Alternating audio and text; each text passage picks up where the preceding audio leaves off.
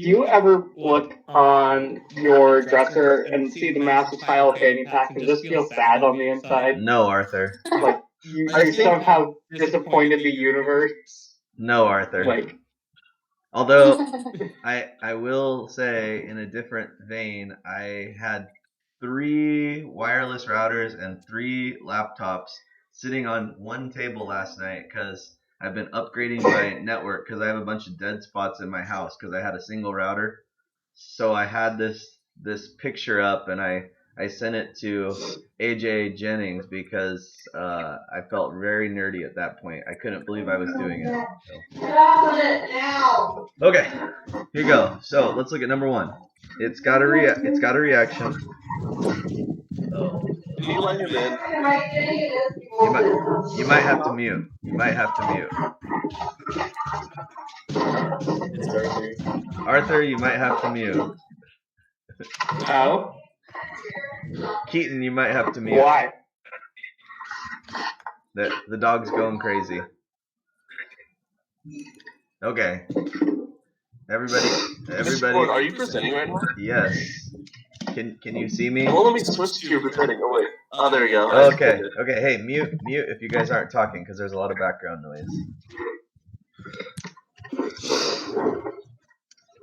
Okay. Oh my goodness, I'm going crazy. Is everybody else hearing the background noise? There we go. Okay, carbon tetrachloride can be synthesized according to the reaction represented above. A chemist runs the reaction at a constant temperature, 120 Celsius, in a rigid container. It says chlorine gas initially present in the container at a pressure of 0.4 atmospheres. How many moles of chlorine gas are in there? So, and it's basically chlorine gas initially present in the container at a pressure of 0.4. So all we know is pressure, volume, temperature, and we're solving for moles, right? So PV equals nRT. And we're solving for moles. So again, N equals, what would it be? PV over RT. You guys okay with that? And then plugging in your different things, remembering that temperatures in Kelvin, you're just going to plug in 0.4 atmospheres. I think we might have done this one at one point. Volume, what do we say, 25 liters over 0.0821 latum per mole. And then temperature, 120 plus 273, I think is 393. And multiplying it out and dividing. Oh, and I will just throw reminders because, again, a couple things I was brainstorming. You need to, 1, be really good with your calculator. So practice with your calculator. And 2, you need to keep handwriting stuff. So I know we're not in school as much, so you're not getting as much writing practice. Continue writing, even if you're just like journaling or you have to physically write a list of things, a to-do list. You need to keep writing. But calculator-wise, make sure you parentheses down there, and you end up getting 0.31 moles of Cl2.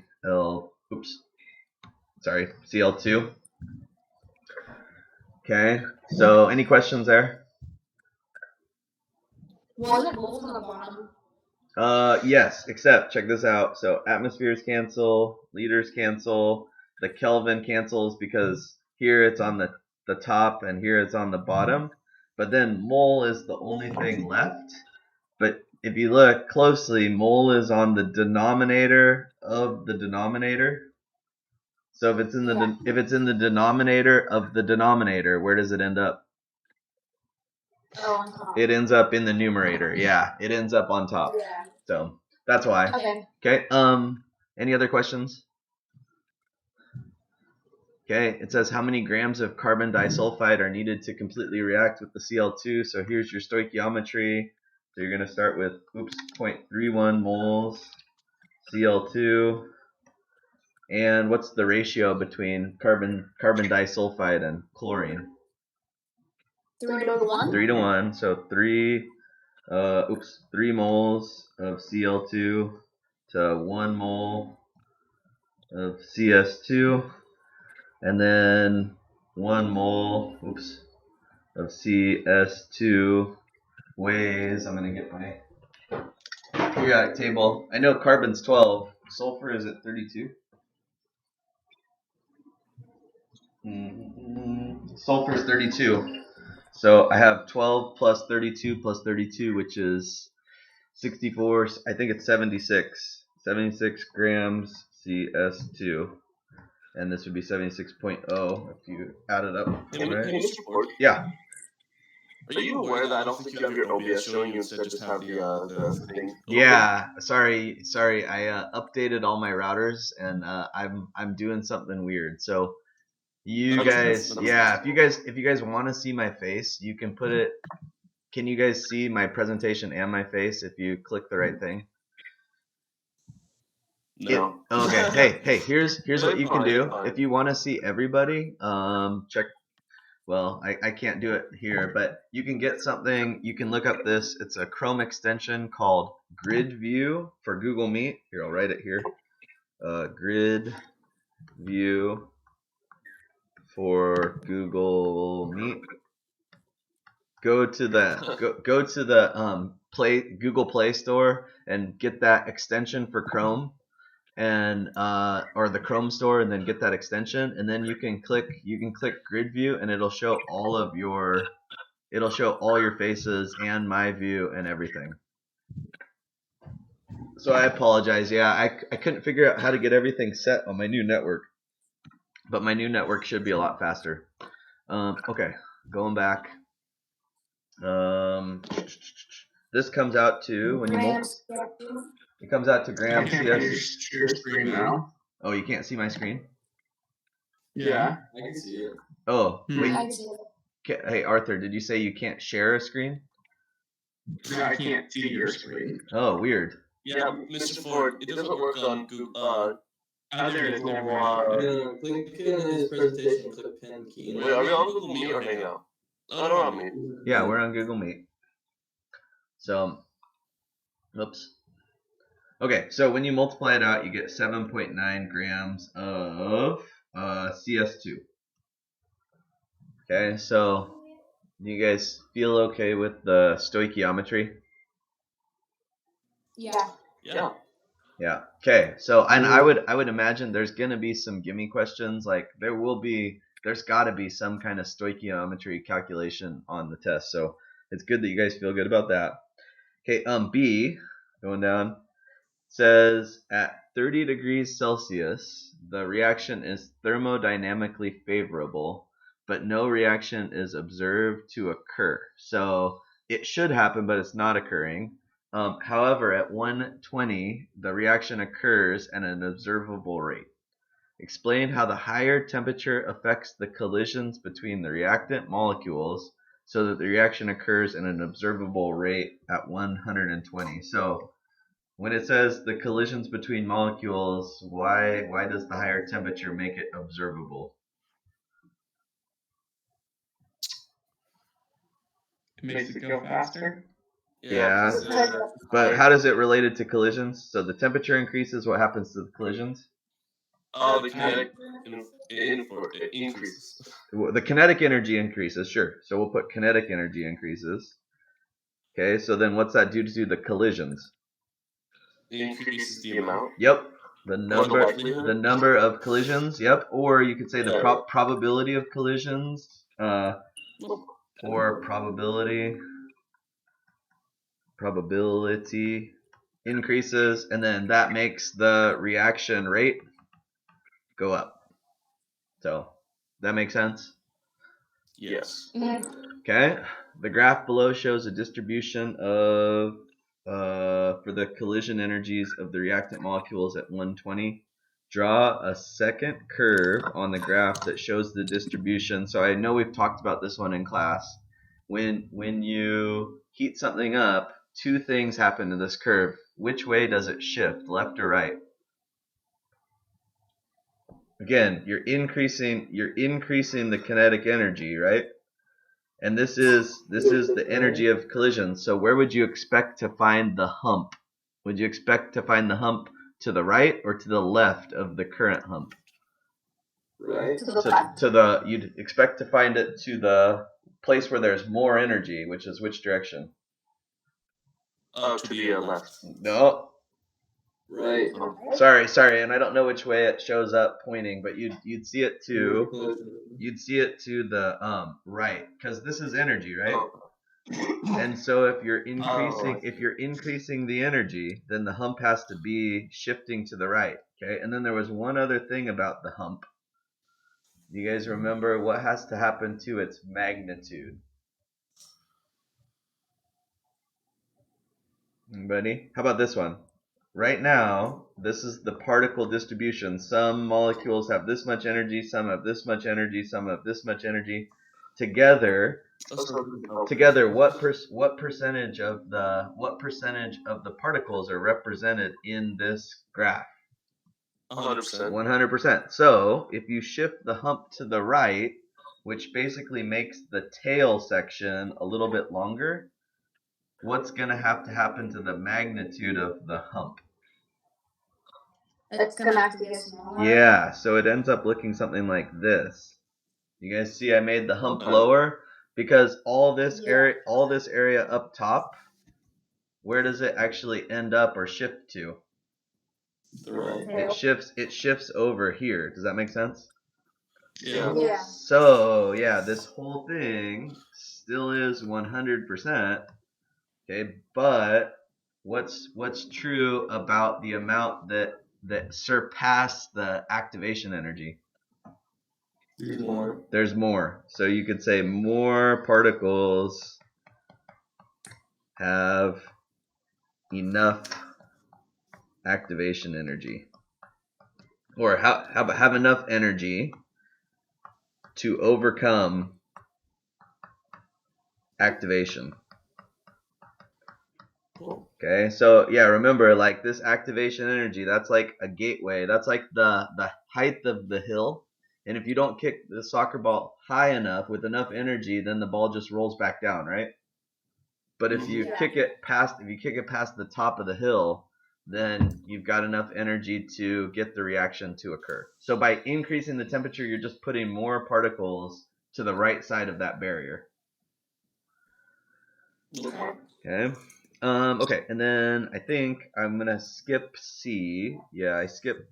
No, not C. Nope, we're gonna do it. I think on question 2, I have to start skipping some. So we'll keep going. So it says part C. It says S2Cl2 is a product of the reaction. In the box, draw the complete electron dot diagram for S2Cl2 by drawing in all the electron pairs. So we're going to add up valence electrons. So let's see, what other terminology haven't we talked about? Okay, what are the names for the columns in the periodic table? So you've got a periodic table that looks like this. Yeah, those are called groups. Yep. And it's good that we're reviewing. Don't feel bad when you get something wrong. Like, I'd rather have you guys talk up and let's just talk it. Like, the more you talk, the more you write. Even if it's wrong, we can correct it, and then it'll embed better.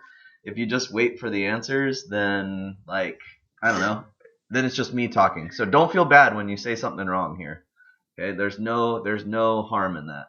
Okay, so groups are that way. So what group is sulfur in?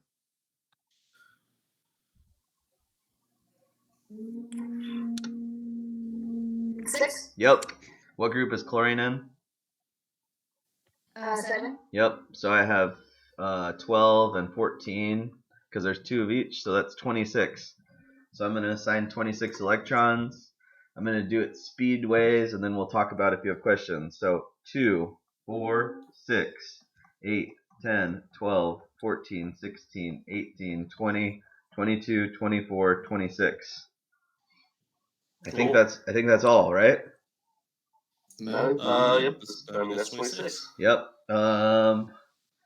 Okay, what's the approximate? And I would say that that's valid. If you want to double check, I don't know if there's formal charge questions coming up, but let's do the formal charge, and you'll see that this is preferred. But are you guys okay with me just putting dots and lines? Yep. Yeah. Okay, so Yeah. then formal charge, you just take the group that they're in and you subtract off how many things are touching them. And the way your book and some people teach it is the bonds get split in half. So for like this chlorine on the right, there's 1, 2, 3, 4, 5, 6, 7. 7 things touching it. That's 0. This sulfur, there's 1, 2, 3, 4, 5, 6. 6 things touching it, so 0. This sulfur looks identical, so this one's also 0. And this chlorine looks like the chlorine on the right, so that's also 0. So do you guys see why that's a preferential structure? Yep. Yeah. Everything, all the formal charges are 0, so it's perfect. You don't have to worry about double bonds or anything. Okay, so what's the approximate value of the ClSS bond, which would be, here's ClSS, so they're asking for that bond angle. Would that be? I look at this, Yeah, that'd be 180, I right? see two bonds, and I see 2 lone pairs Yeah. around that central that's atom. like, So I Is it say bent? it is bent, very good. So Oh. what's the angle for that? And I see this number in my head. I see the number 4. 4 reminds me of tetrahedral. And a tetrahedral always has that weird bond angle, right? Yeah, is it like 90 or something? Or 109? Yeah, 109. Okay, so when there's 2 things around, then the base angle is 180, right? Does that make sense? Yep. When there's 3 things around, it's a triangle, so that's 120, an equilateral triangle, like trigonal planar. When there's 4 things around, the base angle is tetrahedral, so 109.5. When there's 5 things around is where it gets a little weird. This one would be, there's 120s and 90s. Do you remember the one that looks something like, let's see if I can draw it, something like that, where it's got 3 in a circle and then 1 above and 1 below? Yep. Okay, and then when there's 6 things attached, that makes a little cross in the middle and 1 up and 1 down. So what are all the bond angles if the base is 6? 90. Yeah, like this one's 90, this one's 90, this one's 90. They're all 90, right? You remember the name of I that? feel like that's one of the strongest shapes. Yeah, it's also one of the least common because you have to have d electrons. So Yeah. in organic chemistry, we don't get that. But do you guys remember the name of that? Exactly. Nope. No, it's octahedral? Yep, octahedral. The word I know octahedral. that because that's a dot. Yep. If you guys look, there's the little triangle faces. Like there's a triangle face, and here's a I see. triangle face, and there's actually, if you drew triangles from vertex to vertex, there'd be 8 triangles. So that's octahedral. Okay. So those are those, and here you go. SP, SP2. So these are all connected. SP3, SP3D, and SP3D2. Okay. Kind of, sorta, okay. Yeah. Okay. Yeah, kind of. Yeah, kind of, sorta. We could go one step further. We could talk about the names of the geometries that could come out of this one. The 180 is linear. The 120 is trigonal planar. The 4 is tetrahedral. The 5 would be, what do we call that? Trigonal bipyramidal. Bipyramid. And then the last one was octahedral, right? And you're thinking, Mr. Ford, there's no bent, and there's no seesaw, and there's no, what was the other one? Square pyramid, and T-shape. And you guys remember, Well, those are what has to happen? Yeah, what has to happen to get those weird ones? a single lone. Correct. Just having lone pairs. Yep. So sorry, I messed it all up. Once you start introducing lone pairs, then you can get weirder shapes. So like if you have 2 lone pairs like on sulfur, but you had 4 things to start with, that tetrahedral, it actually turns into a bent because you only have 2 things bonded. So when you introduce lone pairs, you get the weird geometries. Okay. Okay. Let's see. I think that's. No, I put it on the next page. I think. Let me shift over. Is that really it? Did I put it way down? Holy cow! That's a shorter question than I thought. So that's number one. I could see something like that on the test. That would be. I would think, because we talked a lot. We could have done that question in 5 minutes, 10 minutes. This question would be something I would expect for the 15-minute question on that test. Because again, you get a 25-minute question and a 15. Did you figure out about the whole, like, how we're going to submit our responses? Not yet. I've been watching the email. So my guess is there will be an app. I haven't gotten any updates from them yet. So, okay. Wait, how am I supposed to actually put it onto Google Classroom? Like just onto the assignment? You take a picture. Although Tyler found out if you. Oh, here it is. What I recommend, and Savannah, when you've been uploading pictures, have you been doing it from the app? No, because that takes a lot longer. It takes does it? to process it. So I just take a picture on my phone and then I email it to myself and I download it from my email. Okay, gotcha. I've had. I just did it. Uploaded. Okay, Dasher Durant in chemistry. It was really good. He confirmed if you have the app on your phone, you can go into your camera, you can take a picture with your phone, and then you can share it straight to Google Classroom, and you can attach it to your assignment from your phone. You never have to use your computer. Yeah, that's what I just did. It just takes her photo. Yeah. I mean, I didn't really take me that long on mine because I like just did it. Okay, I will grade. It. Yeah, I'll look at all those Maybe like today. swipe up. That's okay. I'll look at all those today, and then I'll give you some feedback. But I just want to make sure you guys have I can see the pictures with enough resolution to grade them. So by having you guys upload stuff, I'm having you practice for the AP test. Make sure everything's legible. Cool. Okay. Let's see. I gotta check time. What are we at? Why can't I see my?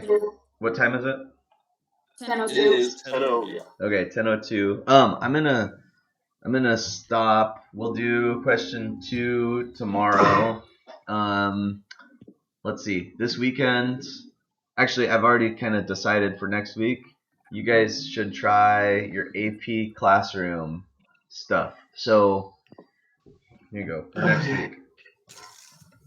The next assignment you're gonna upload and I guess it's not really upload. You're gonna leave a comment in Google Classroom that you're done. But I'm gonna put it on Google Classroom that you're gonna Google Classroom.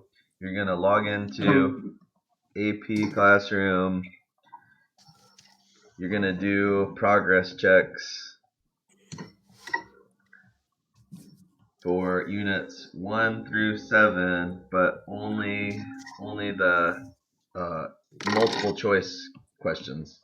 I know there's no multiple choice questions on the test, but they're good and it'll tell you where you're weak or strong. I bet a lot of you already have most of them done. There was just a few that you needed to try. And then after you've done them on AP Classroom, you're gonna leave a comment. Leave a comment on Google Classroom. Oops. I keep putting GG. Google Classroom assignment. So I will make a new assignment like before next week, and it'll just say do the progress checks, and then when you're done with it, you can just leave a little comment saying I'm done, and then I can log into my AP Classroom and see your progress, and it'll show me where the class is weakest. Which again, it's going to be things like kinetics. It's going to be things like enthalpy. So we'll work from there. Cool. Okay. So, I'll see you guys on here tomorrow. We'll do 9:30. Hold on. Let me think. I have a meeting with teachers at 9. So tomorrow is the 16th. Let's do this. Let's be proactive. Let's say to give myself lots of time. Let's say 10:30 Google Meet. And again, I am gonna say like 8, and I was gonna be really sad. No, I am 6 in the morning. I am recording this stuff. If you're really concerned or you're bored and you want to watch it, you could just watch exactly what we just did. So I know it's really nice having you guys here because it's much more interesting. So I really appreciate that you're coming. But don't ever feel obligated, especially seniors, just because I know you really want to pass and it's great, but I know you've got other stuff going on, and I know you've already officially kind of earned your credit. So don't feel obligated. Keep coming if you're getting something out of it, and keep and know that I enjoy getting feedback and having you jump in and answer questions. So it is nice to have people, but you're never required to come here. Well, I mean, I'm gonna have to do this in like 4 months time, so like I might as well keep doing it. So. Yeah. This is how college classes are. Yeah, probably gonna go for a while, I would think. Yeah. Well, man, this is gonna suck. Yeah. Hey, it is. Hashtag. It's crazy. You're Let's learning. do You this. guys are learning other skills that are probably almost as important. Like some of the chemistry content and the actual learning might not be as high level, but you'll be better off in all the nuances of figuring out things online and how to take care of logistics and electronics issues, and which is good. So Yeah. Hey, On the side note, Yeah. how do you, like, I'm kind of completely random, but what kind of car insurance do you guys use? I don't use car insurance. I don't have my license quite yet. I have to wait till the pandemic's over. Taking your test. Because I'm trying to figure out, like, what kind of research I should do into car insurance. Carfax. No. I heard it's good. You should just ask who your parents do their any of their insurance through, because I know for State Farm I pay, and this is for all insurance companies. If I do my car insurance and home insurance, and when we used to be renting, we had renter's insurance, and when I have an insurance policy on my wife's engagement ring because it's worth a few $1,000s. So we do all of it through State Farm, and they give you discounts for doing that. So I get like a multi-line discount. So you could look up that, but Okay. I'd say most insurance places are very, very similar. But I've been really happy with State Farm, and the nice thing about that is there's local agents. So I don't know. I've been in a couple car accidents. Our house had a tree fall on it, and every time there's an office in St. Helens that you can like walk into and say like, hey, I need some help with this, and there's a phone number of somebody to call in St. Helens who like came out to our house like an hour after the tree fell on it, and we had a check in our hand to fix our house within one day. Wow. So I don't know. I speak highly, but I'm pretty sure most insurance companies are like that. But yeah, State Farm's been really good, so you should check them out. But I would say recommend go with a family member who already has something and see if you can get a multi-line discount. Okay. Yeah. Thank you. Yep. I'm going to probably be living in Portland when I eventually live on campus, so I'd probably just be using free public transit. I Nice. don't envy. Nice. I would have lived alone. No, it'd be fun. It is fun. Is it fun? Yeah. I mean, me and my friends took a walk down in Portland a few times, and it's not been fun. Well, Portland is a big place. Portland is a big place.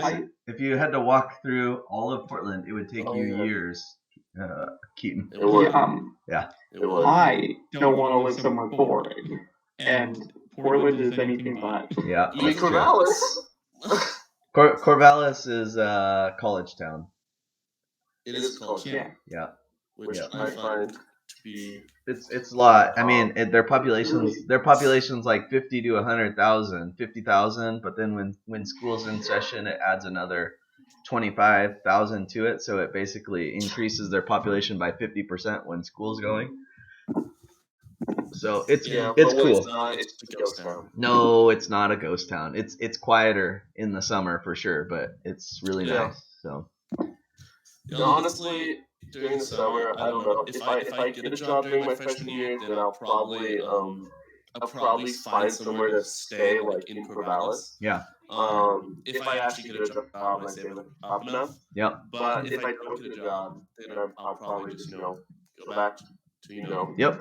my home or stay with a friend in Corvallis, something like that. Yeah. I live back at home in the summers. The first 2 years I lived there, and then after that, my junior year of college, I just lived in Corvallis permanently from there on out.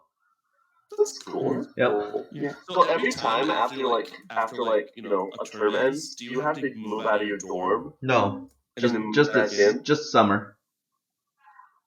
Okay, so I mean like summer, yeah, that's what I meant. Yeah. Do you move out of your dorm and then repick your dorm next school year? Yep.